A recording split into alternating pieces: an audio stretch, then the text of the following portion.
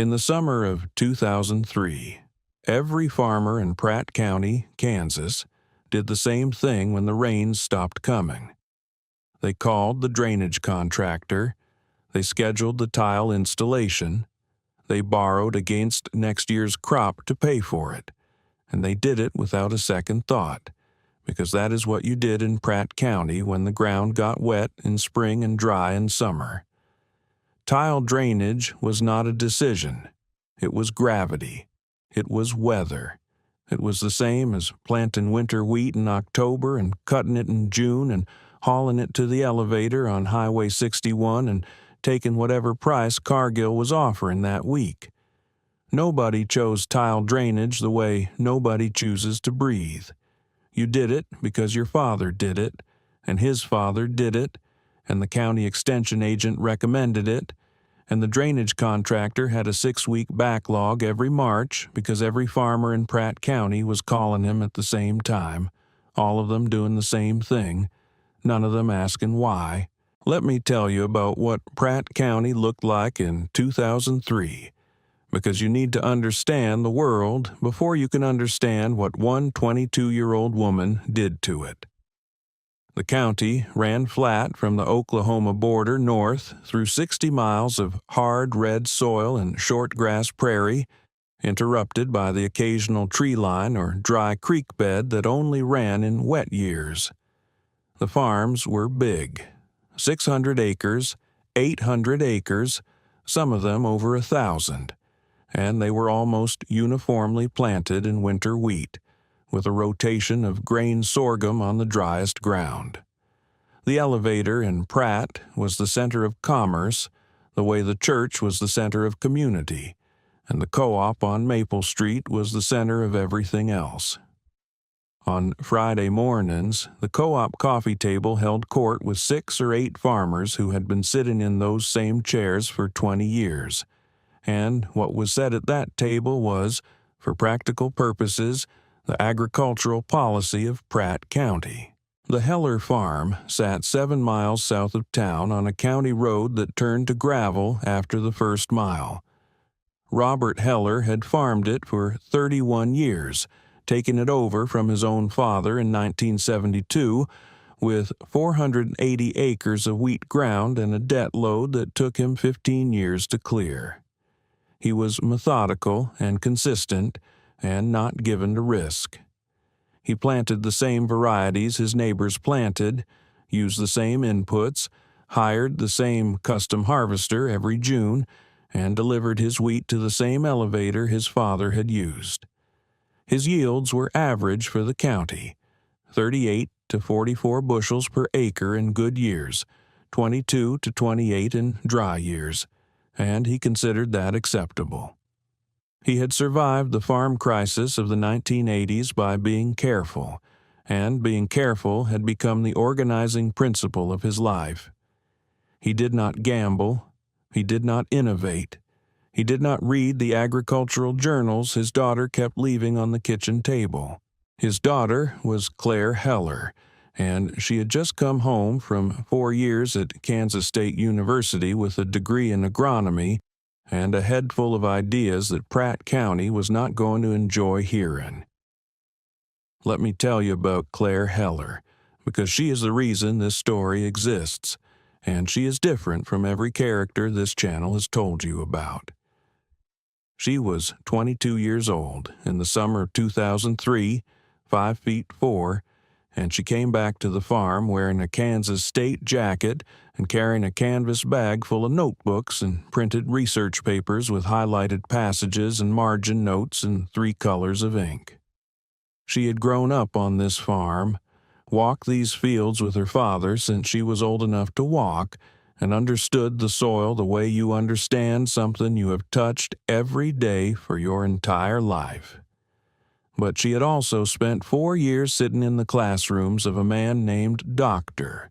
Paul Garrett, a soil scientist at K-State who had spent 30 years studying dryland farming systems in semi-arid regions, and what she had learned in those classrooms had changed the way she saw every acre of her father's farm. She had come home with a proposal. It was, by Pratt County standards, insane. She did not want to tile the south field. That was the beginning of it, and that was the thing that made no sense to anyone who heard it, because the south field was the wettest ground on the Heller farm. It sat in a slight depression that collected runoff from the higher ground to the north and east, and in wet springs it puddled badly and delayed planting by 2 or 3 weeks, which cost yield, which cost money. Every farmer who had looked at that field for 30 years had said the same thing.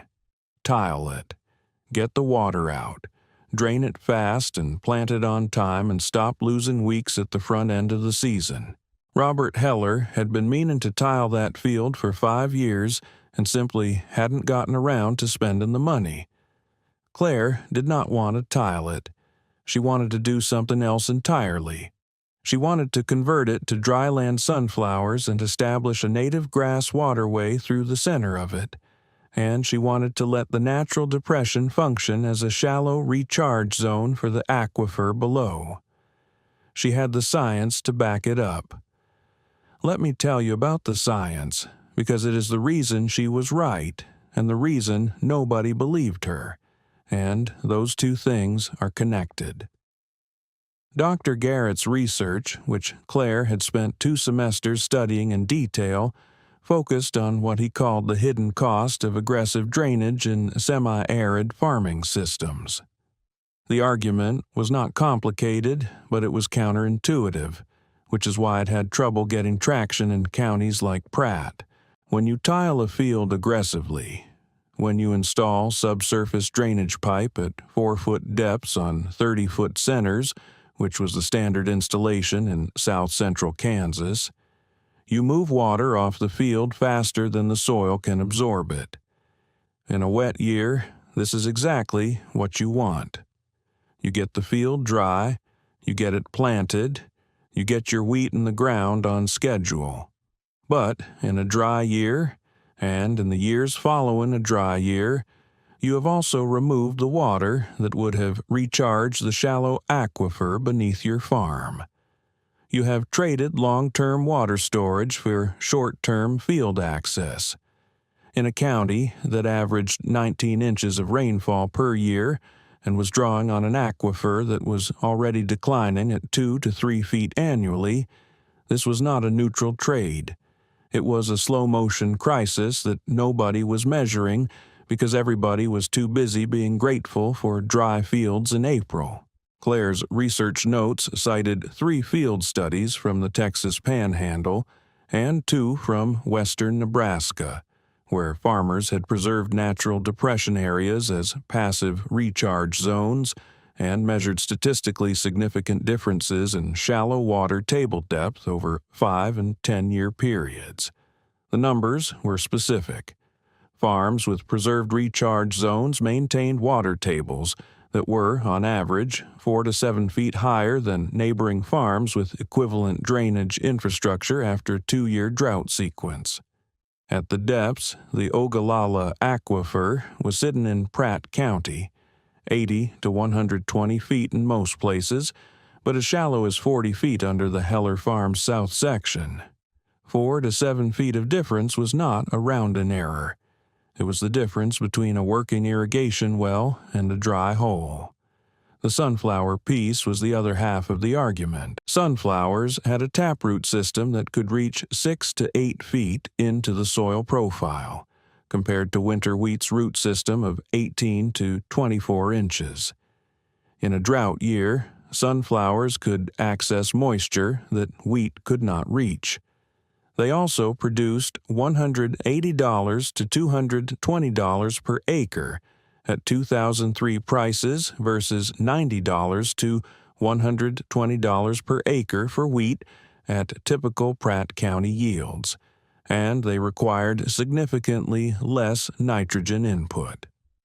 Claire had built a 5-year financial model in a spiral notebook that showed the south field generating $40 to $60 per acre more in net revenue than wheat, even accounting for the learning curve and the cost of the native grass waterway establishment.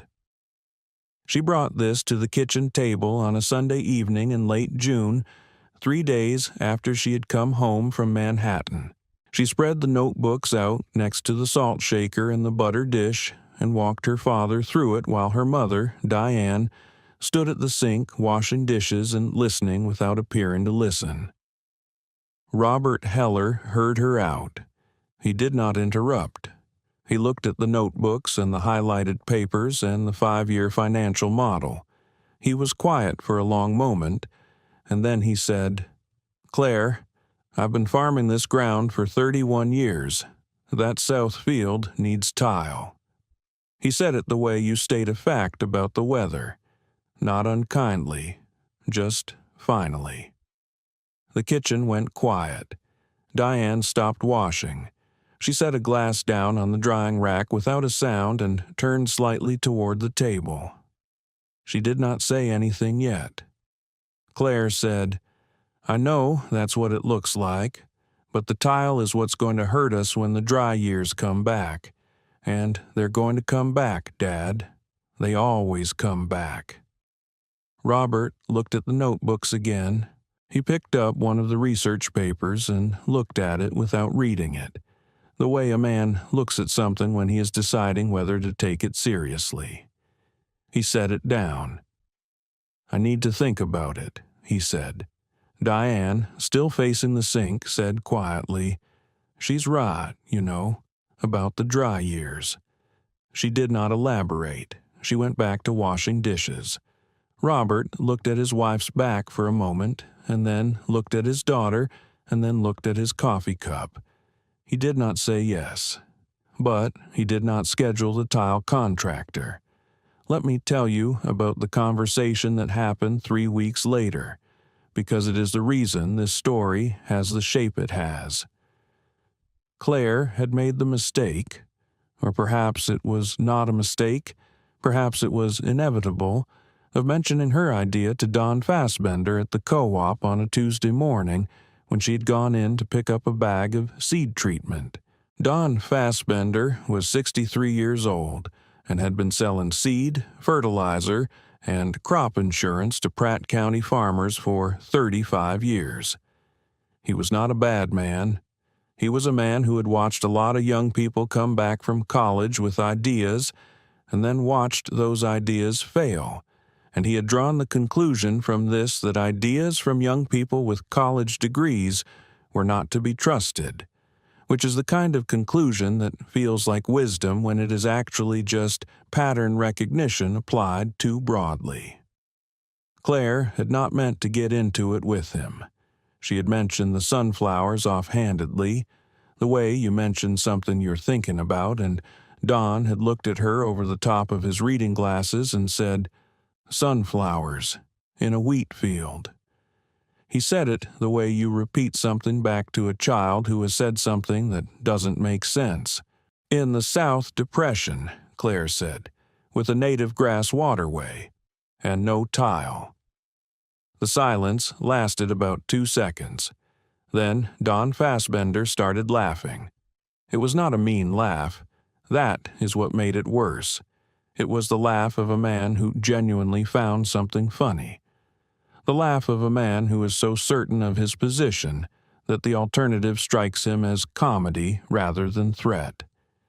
He laughed the way you laugh at a joke everyone in the room already knows the punchline to, and he looked around at the 2 other farmers who were standing near the seed display, and they smiled in the reflexive way people smile when someone with authority signals that something is amusing. "Your daddy know about this?" Don said, still smiling. "It was my proposal," Claire said. "He's considering it." "Well," Don said, picking up his clipboard, "you tell Robert that if he wants to grow sunflowers in his wet ground instead of tiling it like every other sensible farmer in this county, he's going to be buying a lot of crop insurance from me. Because sunflowers in a depression field in Pratt County is a way to lose money slowly." He paused. "Or fast, depending on the year. Now, let me pause here and ask you something. Have you ever been laughed at for knowing something that the person laughing at you did not know? Not dismissed, laughed at, because there is a particular quality to that experience that shapes what comes next. Claire Heller was 22 years old, and she was standing in a feed store in the county she had grown up in, holding a bag of seed treatment, and the man behind the counter was laughing at her in front of her neighbors. She had 4 years of agronomy education and 2 semesters of specific research on dryland water management and a 5-year financial model in a spiral notebook in her truck. And none of that mattered to Dawn Fassbender because she was 22 and female and had gone to college instead of farming. And in Pratt County in 2003, that combination did not buy you the right to be taken seriously. She did not argue. She paid for her seed treatment, and she walked out to her truck, and she drove the 7 miles home on the county road, and she sat in the cab for a few minutes before she went inside.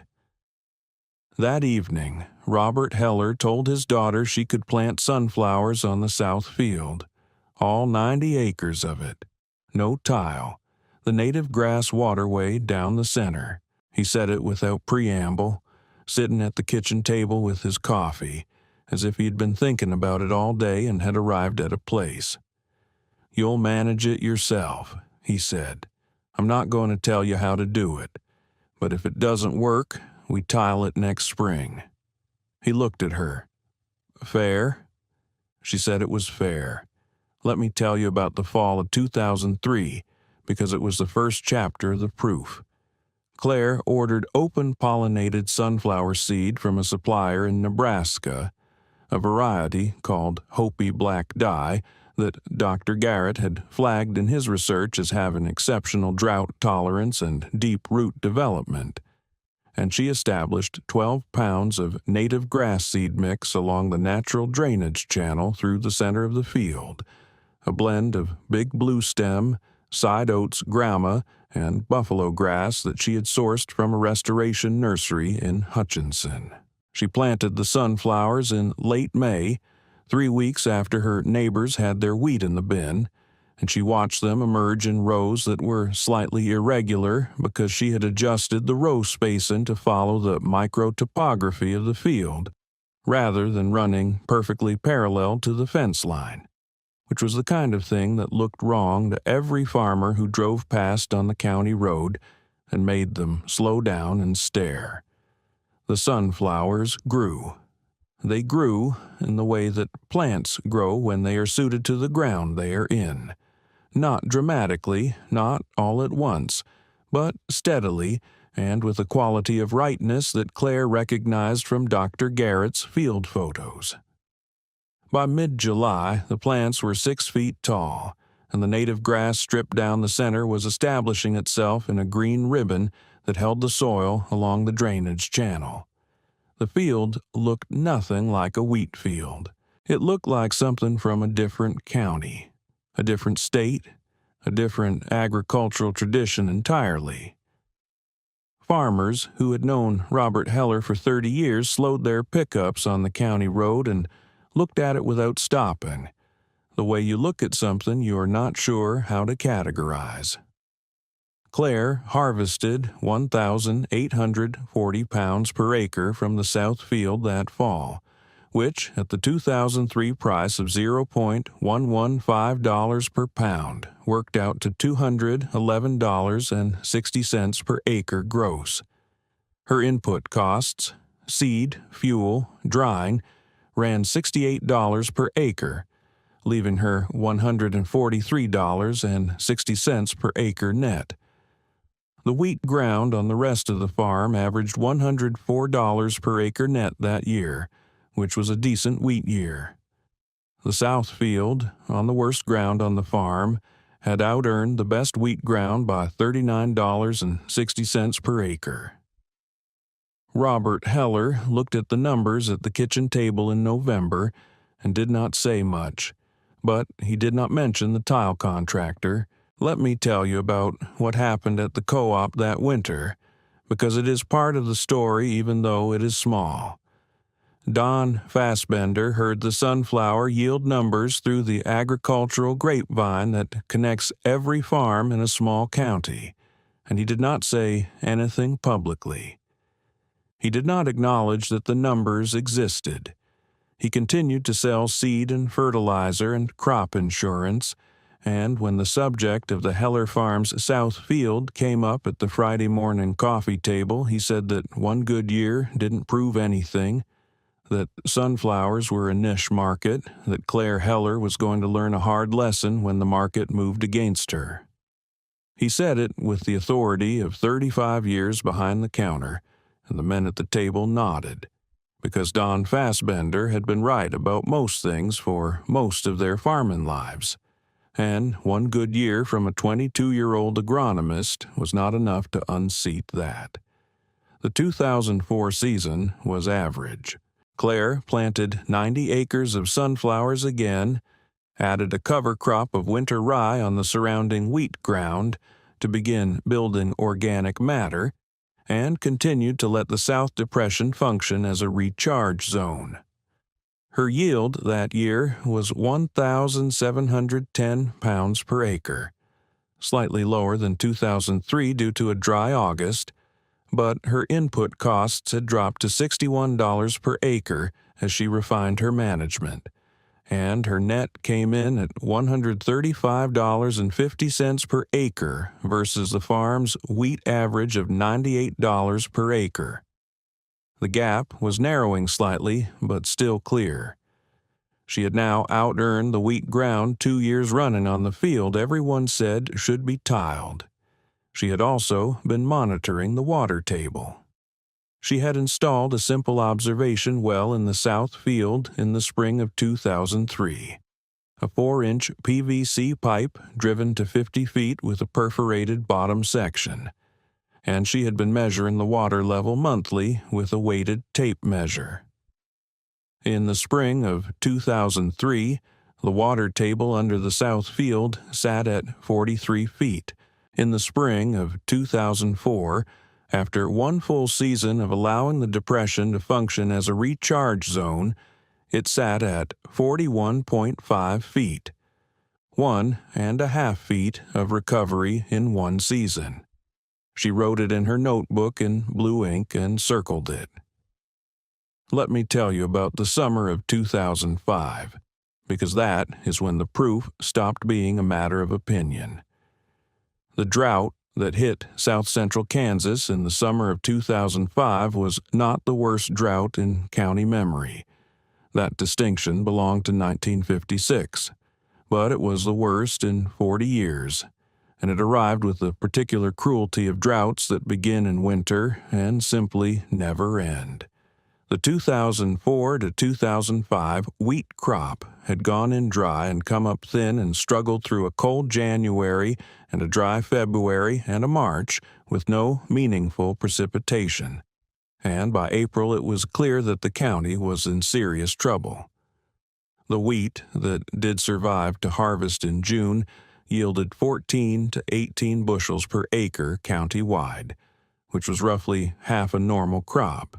Grain sorghum planted in May went into dust and either didn't emerge or emerged installed in July when the subsoil moisture was gone. The county agent's office in Pratt was fielding calls from farmers who were talking about cutting their losses and doing emergency hay, which is what you do when you have given up on the crop. The Heller Farm's wheat ground yielded 16 bushels per acre in 2005. Robert Heller was not happy about it, but he was not in crisis. He had crop insurance. He had a reserve. He had been careful for 30 years in preparation for years like this one. He was watching his neighbors more carefully than he was watching his own fields, because some of them were not going to be okay.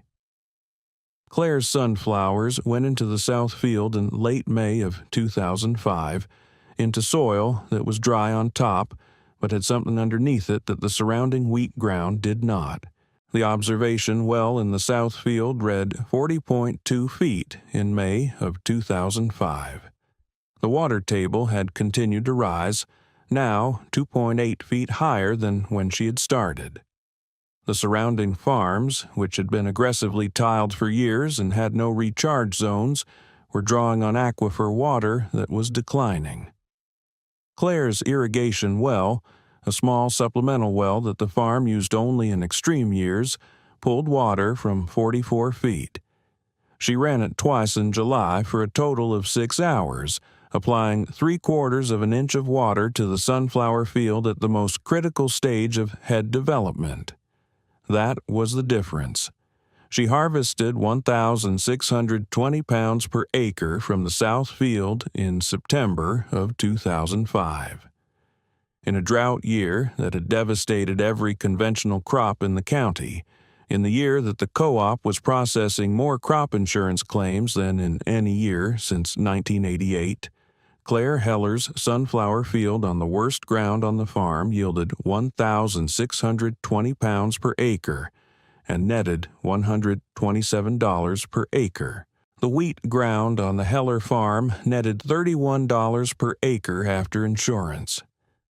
3 neighboring farms that had installed aggressive tile drainage in 2001 and 2002, farms that had sacrificed their recharge zones for dry fields in April, reported irrigation wells that had dropped 8 to 11 feet during the drought and were pumping sand in August. One of them had abandoned 200 acres of grain sorghum in July and taken the total loss. Robert Heller sat at the kitchen table in October of 2005 with Claire's notebooks in front of him and the farm's financial records beside them, and he was quiet for a long time. Then he said, "You were right about the dry years." He said it the way a man says something he has been working up to for 2 years, simply and without drama, looking at the table rather than at his daughter. Claire did not say anything for a moment. Then she said, "I know." She said it without triumph. She said it the way you state a fact about the weather. Robert looked up. He said, "You decide the rotation. All 480 acres. I'll keep doing the field work, but the management decisions are yours." He picked up his coffee cup. "Fair?" She said it was fair. "Let me tell you about the morning Don Fassbender drove out to the Heller farm, because it is the part of this story that matters most, and the part that is hardest to describe. It was a Tuesday in November of 2005, 6 weeks after harvest, and Claire was in the machine shed doing maintenance on the planter when she heard a truck on the gravel. She recognized the truck. She wiped her hands on a shop rag and walked out into the thin November light. Don Fassbender was 65 years old and had spent 37 years being the person other people came to for answers, and it showed in the way he got out of his truck, carefully, as if he was not entirely sure of his footing on unfamiliar ground. He was wearing his co-op jacket and his seed corn cap, and he looked at Claire with an expression that was not quite an apology and not quite a request, and was somewhere in the uncomfortable territory between them. "I've got a few farmers asking me about sunflowers," he said. He said it to the gravel. Claire looked at him. She let the silence sit for a moment. Then she said, "Don, you told me I was going to learn a hard lesson." She said it without anger, the way you quote something back to someone when you want them to hear it out loud. "You said 1 good year doesn't prove anything." Don Fassbender looked at the machine shed.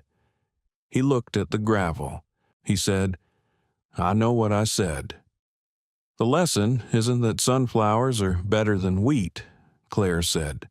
"The lesson is that any farm that grows only one thing is a farm that needs only one disaster to fail. And the lesson is that when you tile every depression and drain every wet spot and strip every recharge zone out of this county, you're borrowing water from the future and pretending it's free. And when the drought comes, and it always comes, you find out what it cost." She paused. That's what I would tell your farmers." Don Fassbender nodded slowly.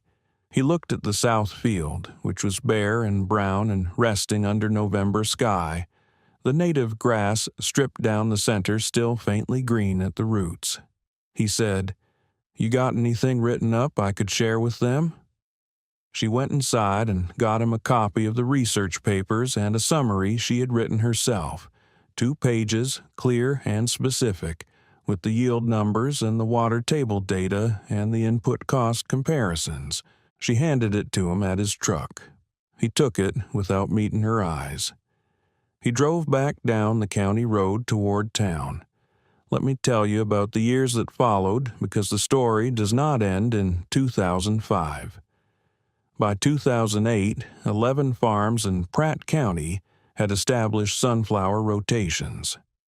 By 2010, the county extension agent, a different one than had been there in 2003, a younger man who had read Dr. Garrett's research in graduate school, was hosting field days at the Heller farm in August when the sunflowers were at full head and farmers were standing in the field rows with their boots in the soil, asking Claire questions about variety selection and row spacing and waterway establishment. She answered every question. She had, by then, converted 200 acres of the Heller farm to a 4-crop rotation: winter wheat, sunflowers, grain sorghum, and a winter cover crop blend, and the farm's average net revenue per acre had increased from $104 in 2003 to $161 in 2010, a 55% improvement on the same land base with the same equipment and the same family. She had also been invited to speak at the Kansas No-Till Conference in Salina in February of 2009, which was the first time she had presented her water table data to an audience larger than a field day. She stood at a podium in a hotel conference room with 340 farmers and agronomists in the seats, and she walked through 7 years of observation, well data and yield comparisons and per-acre revenue figures. And when she was done, the room was quiet in the way that rooms get quiet when something has been said that cannot be unsaid. Robert Heller was sitting in the 3rd row. When the applause started, he stood up. He was the first person to stand. Claire saw him from the podium, and for a moment she could not speak, and she did not try to. Let me tell you about the summer of 2019, because that is where the story earns its ending. Claire was 38 years old and had been managing the Heller farm for 16 years. Her father had retired from active field work in 2014, but still walked the fields every morning, and her mother still ran the farm's financial records. The farm had grown to 640 acres through the purchase of a neighboring parcel, and it was running a diversified rotation that included sunflowers, grain sorghum, winter wheat, and a recently established 40-acre block of food-grade confection sunflowers under contract to a specialty processor in Wichita. Claire's daughter, Maya, was 15 years old and had been walking the fields with her mother since she was old enough to walk, the same way Claire had walked them with Robert. Maya was quiet and observant and kept a notebook of her own, which she had started at age 12 after finding a box of her mother's old research notes in the machine shed. In July of 2019, Maya came to the kitchen table with her notebook and a printed article from a regenerative agriculture journal, and said she wanted to talk about integrating a small beef cattle herd into the rotation using managed grazing on the cover crop acres. Claire looked at the notebook. She looked at the article. She looked at her daughter. She did not ask how old she was or whether she had enough experience or what the neighbors would think. She said, "Walk me through the numbers." Maya opened the notebook and started talking, and Claire listened the way her father had never quite managed to listen in the beginning, with her full attention and without the weight of 30 years of doing it the same way pressing down on every word. Robert Heller was sitting at the end of the table with his coffee, and he listened too. And after a while he looked at his daughter, and something passed between them that did not need to be said. Let me tell you one last thing, because it is the thing this story is actually about. The south field on the Heller farm has never been tiled. The observation well that Claire drove into the ground in the spring of 2003 is still there, capped with a plastic plug, and she still measures it every spring with a weighted tape. In 2023, 20 years after she came home from Kansas State with a canvas bag full of notebooks and a proposal that made Don Fassbender laugh, the water table under the south field sits at 37.4 feet. It has risen 5.6 feet in 20 years.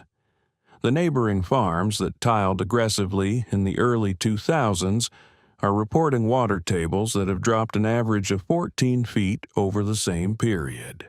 The aquifer is still declining in Pratt County, but it is declining more slowly under the farms that listened. Don Fassbender retired in 2012. He came to one of the field days at the Heller farm in 2010, 2 years before he retired, and he stood in the back of the group and listened to Claire talk about water table management and crop diversification, and he did not say anything, and nobody made him.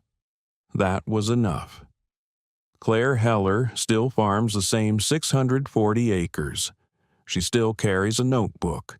The first sunflower field she ever planted is in its 20th rotation, and the native grass waterway down the center has grown into a dense, rooted ribbon of big blue stem and buffalo grass that holds the soil through every wind and every rain and every dry summer that comes across the Oklahoma border looking for something to take. She planted sunflowers in a wheat county. They laughed. The drought came, the wheat died, the sunflowers lived, the water table held, and the notebook was right all along.